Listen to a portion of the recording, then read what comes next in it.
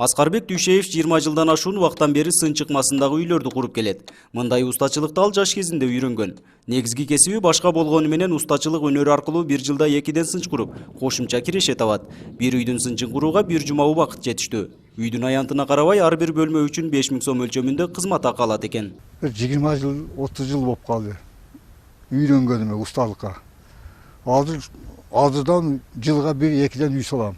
5 комнат салына турган болсо, сынчты мына сынчты биз биринчи maaşı сынчты бүтүрүп, торсунду коюп, зардыбалын уруп бүтүргөндөн кийин торсундан коюлат. Торсун коюлгандан кийин ар бир үйгө onun размериге карабай 5000ден акы алабыз. Баткен аймагындагы турак үйлөрдүн 90% сын чыкмасы менен курулат. Мындай ыкмада курулган имараттар кышында жылуу, жайында салкын болуп, 7 балдан ашуун жер титирөөгө да туруштук берерин адистер белгилейт.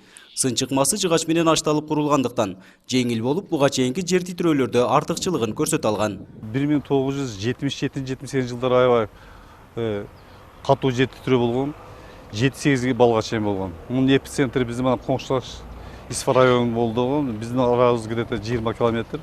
Ошо мезгилде Баткенде жер титирегенде ошо сынч үйлөрүнүн астында фундаменттери чыгып, даже үйлөр ошо жерден туруп калган да, бузулбай. Кээ ошондо гана дагы бир жол бул как бы практикадан өтүп, өзүнүн эмесин оң жактарын берди да. Өзгөчө Кырдаалдар министрлигинин маалыматы боюнча 2017 жылдын башынан бери эле Баткен облусунун аймагында 6 жер титирөө катталган. Мында силкинүүнүн эң жогорку көрсөткүчү 4,7 балга жеткен. Ушул учурга чейин сын чыкмасында курулган турак үйлөрдүн авариялык абалга кептелүүсү аталган мекеме тарабынан каттоого алынган эмес. Анткени мындай ыкмадагы курулуштар сейсмикалык талаптарга жооп берет. Элибизде айтылып жүргөн сөз бар. Бул сынч үй, тынч үй деп. Бул эми сынч үй биздин архитектуранын баягы өзүнүн көрсөткөн эрежелерге жооп берет деп айтабыз.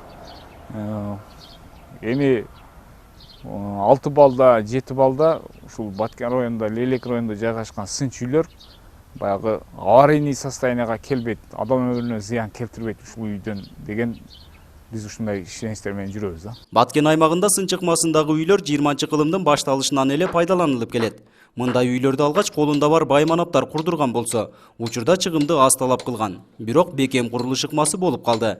Баткендиктер сын чыкмасынын 2 түрүн пайдаланып келишет. Ал кош жана жеке сынч деп аталат. Сын чыкмасында курулган турак үйлөр 100 жылдан ашуун мөөнөткө туруштук бере алат. Нургазы Жайнаков, 7 канал, Баткен өкүлчүлүгү.